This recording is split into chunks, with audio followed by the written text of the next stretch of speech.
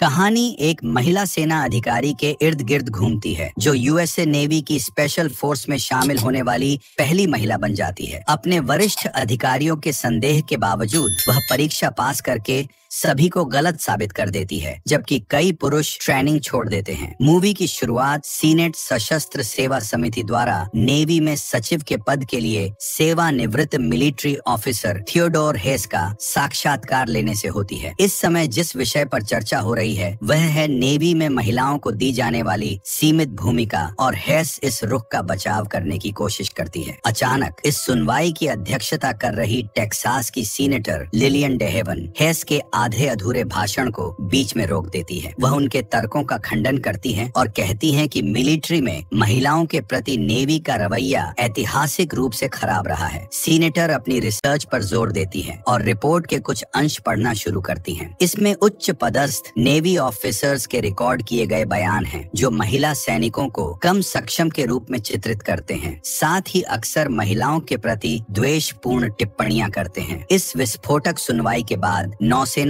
तुरंत डेहेवन के साथ एक निजी बैठक के लिए बुलाती है। वह बैठक के लिए सहमत हो जाती है और जल्द ही अपने कार्यालय में रक्षा विभाग या डीओडी के अधिकारियों के साथ बैठती है। हालांकि डीओडी के लोग नेवी में महिलाओं को शामिल करने के सख्त खिलाफ हैं और डेहेवन के प्रयासों को विफल करने की एक योजना लेकर आए हैं। वे उसे एक एकीकरण योजना प्रस्तुत करते हैं जिसमें कहा गया है कि यदि कोई महिला प्रशिक्षु नेवी द्वारा निर्धारित किसी भी मूल्यांकन प्रोग्राम को पास करने में सक्षम है तो वे उसे अपने रैंक में शामिल होने की अनुमति देंगे। डेहेवन को एहसास होता है कि यह एक जाल है, क्योंकि रक्षा विभाग महिला कैडेट के लिए सबसे कठिन प्रशिक्षण कार्यक्रम चुनेगा और उसे एक एग्जाम्पल बनाएगा। लेकिन वह फिर भी इसके लिए सहमत हो जाती है, क्योंकि वह जानती है कि इस प्रोग्राम से बनी चर्चा उसके करियर में ही हेल्प करेगी। सीनेट कार्यालय के बाहर रक्षा विभाग के अधिकारी हेस से मिलते हैं और चर्चा करते हैं कि उन्हें डेहेवन की महिला प्रशिक्षु के लिए कौन सा प्रोग्राम चुनना चाहिए। वे US Navy combined reconnaissance team या सीआरटी पर सहमत होते हैं, जो एक कठिन चयन ट्रेनिंग है जिसमें लगभग 60% उम्मीदवार चौथे सप्ताह से पहले ही ट्रेनिंग छोड़ देते हैं। तीसरा सप्ताह विशेष रूप से गहन होता है और इसे नरक सप्ताह के रूप में लेबल किया जाता है। इन पुरुष अधिकारियों का दृढ़ विश्वास है कि कोई भी महिला पहले सप्ताह से आगे नहीं बढ़ पाएगी। सीन नौसेना के उपग्रह निगरानी कक्ष में बदल जाता है, जहां स्थलाकृतिक विश्लेषक लेफ्टिनेंट जॉर्डन ओनील सक्रिय युद्ध क्षेत्र से सील टीम को घर लाने पर काम कर रहे हैं। कंट्रोल रूम ने टीम के साथ संपर्क खो दिया है और एक ऑफिसर ने उन्हें बाहर निकालने के लिए अतिरिक्त सहायता भेजने का सुझाव दिया है। लेकिन इस प्रक्रिया में 18 मिनट लगेंगे, क्योंकि अतिरिक्त सहायता टीम को पूर्व निर्धारित बचाव बिंदु तक पहुंचने के लिए इतना समय चाहिए होगा। दूसरी ओर ओनील ने पिकअप पॉइंट को पूरी तरह से बदलने का प्रस्ताव रखा। उन्होंने बताया कि सील टीम अनुभवी सैनिकों से बनी है जो युद्ध क्षेत्र से सुरक्षित निकास की तलाश करेंगे। इस प्रकार भले ही टीम से सीधा संचार टूट गया हो, उन्हें एक नए बचाव स्थल की तलाश करनी चाहिए। फिर वह जल्दी से क्षेत्र की उपग्रह छवियों का विश्लेषण करती है और एक ऐसे क्षेत्र को इंगित करती है जो बचाव समय को आधा कर देगा। उसकी योजना को हरी झंडी मिल जाती है और ठीक 9 मिनट बाद सील टीम उसी स्थान से नियंत्रण कक्ष से फिर से संपर्क स्थापित करती है, जिसे ओनील के बताए अनुसार उन्हें बचा लिया जाता है, जिससे एक बड़ी तबाही टल जाती है। इस बीच सीनेटर डेहेवन और उनकी टीम नेवी के सीआरटी प्रोग्राम के लिए उम्मीदवारों की एक लंबी सूची देखती है। वह एक ट्रायथलीट को बेहद दुबला होने के कारण और एक चैंपियन पावर लिफ्टर को लगभग पुरुषों की तरह मांसल होने के कारण खारिज कर देती है। वह चाहती है कि महिला प्रशिक्षु एक महिला के पारंपरिक रूप में फिट हो, ताकि वह साबित कर सके कि कोई भी महिला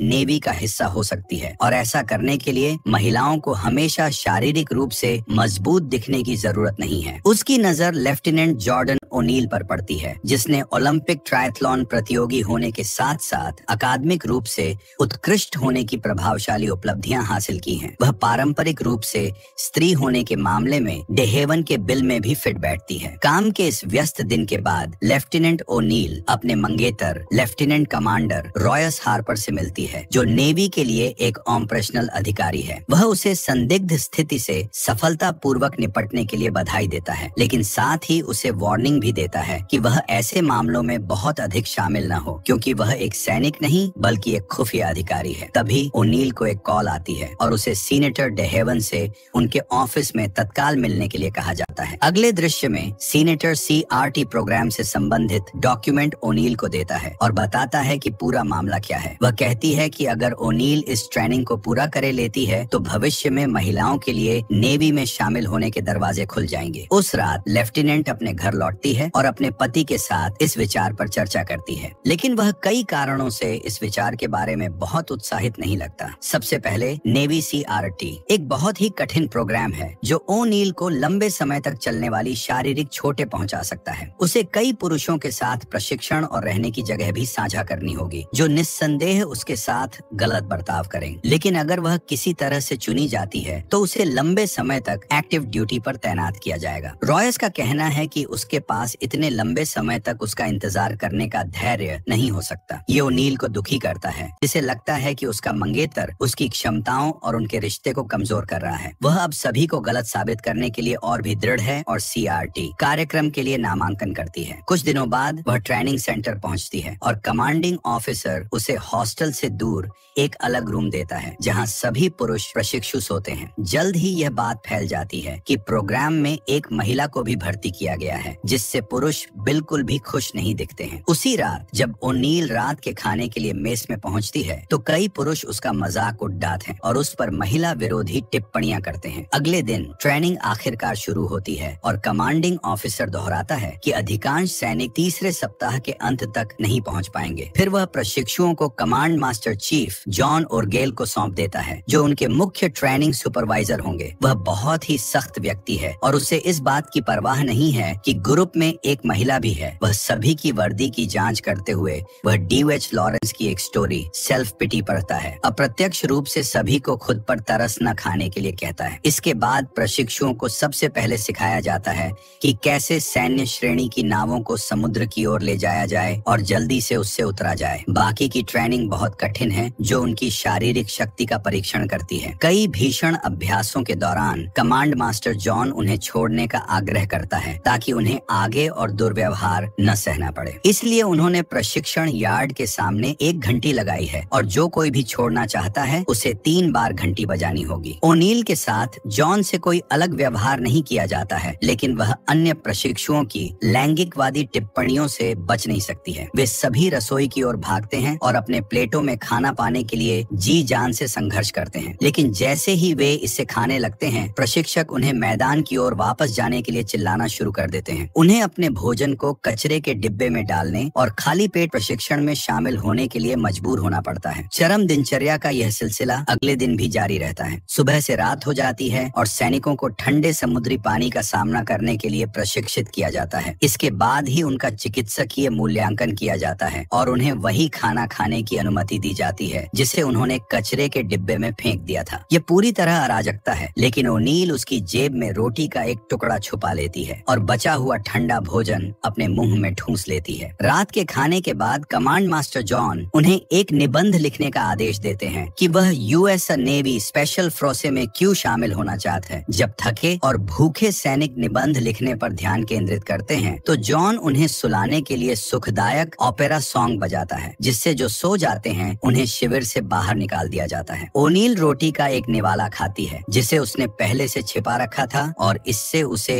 इस परीक्षण के दौरान जागते रहने में मदद मिलती है। 15 मिनट बाद जॉन परीक्षण कक्ष में वापस आता है और उन्हें ट्रेनिंग यार्ड में वापस भागने का ऑर्डर देता है। उन्हें एक बाधा कोर्स दौड़ना है जिसमें उन्हें लाइव फायरिंग से सुरक्षित रहना है। ओनील को सूचित किया जाता है कि उसे कई बाधाओं को कूदने में हेल्प करने के लिए एक मंच दिया जाएगा। वह इसका विरोध करती है क्योंकि वह चाहती है कि उसके साथ भी बाकी सभी की तरह ही व्यवहार किया जाए, लेकिन उसकी शिकायतों को खारिज कर दिया जाता है क्योंकि सेना की नियम पुस्तिका में कहा गया है कि महिला कैडेटों के लिए बाधा की ऊंचाई उनके पुरुष समकक्षों की तुलना में कम होनी चाहिए। कोर्स के दौरान जॉन देखता है कि ओनील प्लेटफॉर्म का उपयोग करने से इनकार कर देती है और इसके बजाय अपने सभी साथियों की तरह प्रत्येक बाधा को पार करती है। दीवार पर चढ़ने वाली बाधा पर वह अपने साथियों को अपनी पीठ पर चढ़ने देकर दीवार पार करान उनकी हेल्प करती है। एक इकाई के रूप में काम करने की पूरी कोशिश करने के बावजूद उसके साथी उसे दीवार पर नहीं चढ़ाते हैं। यह यह स्पष्ट है कि वे अभी भी इस बात से नफरत करते हैं कि एक महिला को पारंपरिक रूप से मर्दाना स्थान में भाग लेने की अनुमति है। दूसरी ओर दिन में 20 घंटे का प्रशिक्षण कई सैनिकों की मानसिक और शारीरिक शक्ति को कम करने लगता है। अधिक से अधिक प्रशिक्षु ट्रेनिंग छोड़ने लगते हैं, लेकिन सभी को आश्चर्य होता है कि ओनील अभी भी मजबूत है। हालांकि वह अभी भी इस तथ्य से उबर नहीं पाई है कि उसे बाधा कोर्स को उसके लिए आसान बनाने के लिए एक मंच दिया गया था। इसीलिए वह कमांडिंग ऑफिसर से बात करने की कोशिश करती है ताकि उसे भी उन्हीं की तरह ट्रेंड किया जाए, लेकिन उसे ऑफिसर से लैंगिक भेदभाव वाली टिप्पणी सुनने को मिलती है, जिससे यह स्पष्ट हो जाता है कि उसे अपने शिविर में एक महिला को रखने का विचार पसंद नहीं आ रहा है। इस तरह से व्यवहार किए जाने के कारण ओनील एक नाई की दुकान पर जाती है और अपने स्त्री रूप त्याग करे अपने बाल काट लेती है। इसके बाद वह अपने कमरे में जाती है जो पुरुष प्रशिक्षुओं से अलग है और अपना सारा सामान पैक करती है। फिर वह आम हॉल में जाने का फैसला करती है जहां सभी पुरुष प्रशिक्षु सोते हैं। कमरे में अधिकांश पुरुषों को ओनील के वहां होने से समस्या है, खासकर इसलिए क्योंकि वह अपने साथ टैम्पोन लाया है। फिर कमांड मास्टर जॉन ओनील की हरकतों को नोटिस करता है और उसके इस दृष्टिकोण को बहुत खुशी से स्वीकार नहीं करता है। सीन वापस हेस पर आ जाता है, जिसे अब नेवी का सचिव चुना गया है। वह और रक्षा विभाग के अन्य लोग इस खबर से खुश नहीं हैं कि ओनील शिविर में 3 सप्ताह तक जीवित है और इस प्रयोग के गुप्त होने के बावजूद अब तक उसकी उपलब्धियां न्यूज में आ गई हैं। लोग उसे GI जेन भी कहते हैं क्योंकि वे उसका असली नाम नहीं जानते। ट्रेनिंग सेंटर में चीजें और भी चरम सीमा पर पहुंच गई हैं, लेकिन GI जेन अभी भी टिकी हुई है। वास्तव में वह अब सभी यौनवादी पुरुषों को गलत साबित करने के लिए और भी कठिन प्रशिक्षण लेती है। परिणाम यह देखा जा सकता है कि उसके शरीर की बहुत सारी चर्बी कम हो गई है और वह मांसल हो गई है। इस बीच न्यूज रिपोर्टर GI जेन के बारे में समाचार पाने के लिए वास्तव में बेताब हैं, जो नेवी की कठिन ट्रेनिंग को सहन करने वाली एक मजबूत महिला है। एक दिन जब ओनील अकेले नहा रही थी, कमांड मास्टर उसके लिए एक न्यूज लेकर आता है। उसकी टीम के सबसे वरिष्ठ सदस्य को पैर में फ्रैक्चर के कारण हॉस्पिटल में भर्ती कराया गया था। इससे वह अपने ग्रुप में सबसे अनुभवी सेना अधिकारी बन गई और अपनी टीम की लीडर बन गई। दूसरी ओर DOD अधिकारी और सचिव हेस इस बात से निराश हैं कि ओनील ने किस तरह से एक सप्ताह तक नरक का सामना किया और यहाँ तक कि पुरुषों के साथ आमने सामने की लड़ाई भी लड़ी। लेकिन वे अभी भी आशान्वित हैं कि वह SIRI ट्रेनिंग के बाद वह जॉब छोड़ देगी, जिसका अर्थ है उत्तरजीविता, बचाव, प्रतिरोध और पलायन। SIRI ट्रेनिंग स्टेप आता है और प्रशिक्षुओं को एक अज्ञात स्थान पर हवाई जहाज से उतार दिया जाता है। उन्हें एक लक्ष्य तक पहुंचना होगा, उसके बारे में पर्याप्त जानकारी प्राप्त करनी होगी और पकड़े जाने से पहले पीछे हटना होगा। सैनिकों की शारीरिक फिटनेस की जांच करने के लिए सिर्फ एक अभ्यास के बजाय SIRI को वास्तविक दुनिया के परिदृश्यों को प्रशिक्षित करने के लिए डिजाइन किया गया है। यदि प्रशिक्षु उस स्थान से जल्दी निकासी का अनुरोध करते हैं जहां वे हैं, या यदि वे पकड़े जाते हैं, तो उनके साथ वास्तविक युद्ध कदियों जैसा व्यवहार किया जाएगा। दुर्भाग्य से प्रशिक्षण के दौरान ओनील की टीम के 2 सदस्य पकड़े जाते हैं जब उन्होंने उसके आदेशों का पालन करने से इनकार करते हैं। सुरक्षित स्थान पर वापस भागते समय एक अन्य सदस्य का पैर टूट जाता है। उसकी मदद करने की कोशिश करते हुए ओनील भी पकड़ी जाती है। वे सिर्फ प्रशिक्षु हैं, लेकिन अधिकारी इसे वास्तविक रूप देते हैं और उस व्यक्ति की हेल्प भी नहीं करते जिसका पैर टूट गया था। वे वास्तव में उसे अन्य टीमों के स्थान के बारे में जानकारी देने के लिए टॉर्चर करते हैं, जिसका इस परिदृश्य में मतलब है ट्रेनिंग छोड़ना। जब ओनील का समय आता है तो उससे कोई और नहीं बल्कि खुद कमांड मास्टर जॉन ही पूछताछ करते हैं। उसके हाथों को उसकी पीठ के पीछे बांध करे जॉन उसे बेरहमी से पीटना शुरू कर देता है। जब दूसरे ट्रेनिंग ऑफिसर को लगता है कि यह बहुत हिंसक हो रहा है तो जॉन उसे बाहर जाने का आदेश देता है। फिर वह ओनील को उसके सिर से पकड़ता है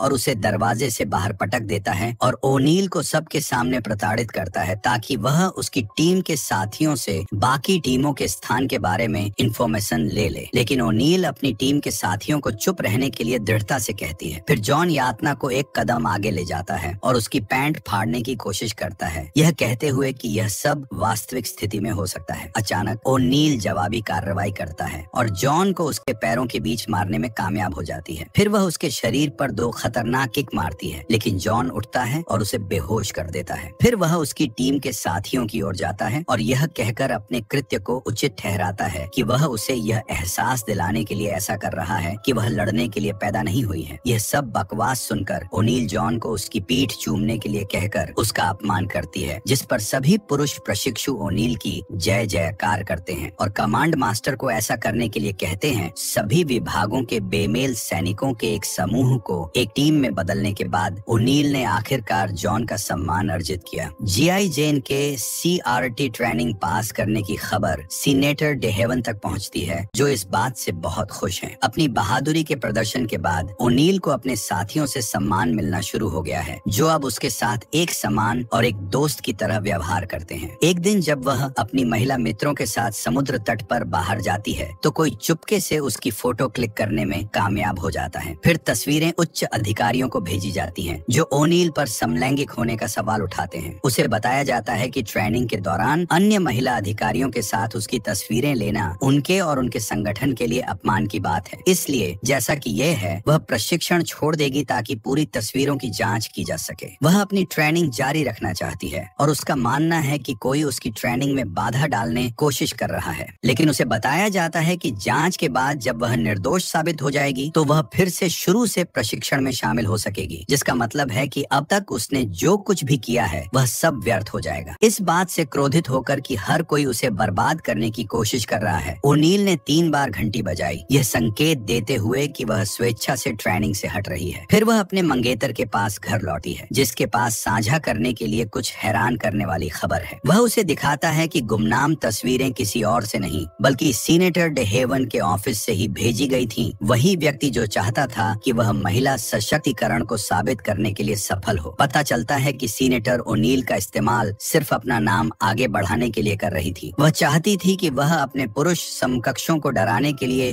बस इतनी ही सफल हो, और जब ओनील पास होने ही वाली थी तो डेहेवन ने उसे अपने गृह राज्य टेक्सास से सैन्य आधारित बंदी को रोकने के लिए नेवी के साथ सौदेबाजी के रूप में इस्तेमाल किया। यहाँ तक कि जब ओनील इस बारे में सीनेटर से भिड़ती है तो वह ऐसे खेलती है जैसे उसे कुछ भी पता नहीं है, लेकिन बाद में सीनेटर लिलियन सच बताती है और स्वीकार करती है कि उसने राजनीतिक लाभ पाने के लिए उसका इस्तेमाल किया। शैतान के मुंह से यह सुनने के बाद ओनील उसे बेनकाब करने की धमकी दी। वह प्रेस से इस बारे में बात करने से नहीं डरती कि कैसे सीनेटर अपने करियर को आगे बढ़ाने के लिए एक महिला का इस्तेमाल कर रही थी। इसके बाद सीनेटर ओनील को वापस ट्रेनिंग करने के लिए भेज देती है, जहां उसके साथियों द्वारा उसका गर्मजोशी से स्वागत किया जाता है। अब प्रशिक्षण का अंतिम चरण शुरू होता है। अंतिम प्रशिक्षण शुरू होने से पहले यह एक आपातकालीन स्थिति से बाधित होता है, जिसके लिए CRT प्रशिक्षु के तत्काल समर्थन की आवश्यकता होती है। हथियार ग्रेड प्लूटोनियम द्वारा संचालित एक अवलोकन उपग्रह लीबिया के रेगिस्तान में गिर गया है। प्लूटोनियम को पुनः प्राप्त करने के लिए US आर्मी रेंजर्स की एक टीम भेजी गई थी, लेकिन उनकी निकासी योजना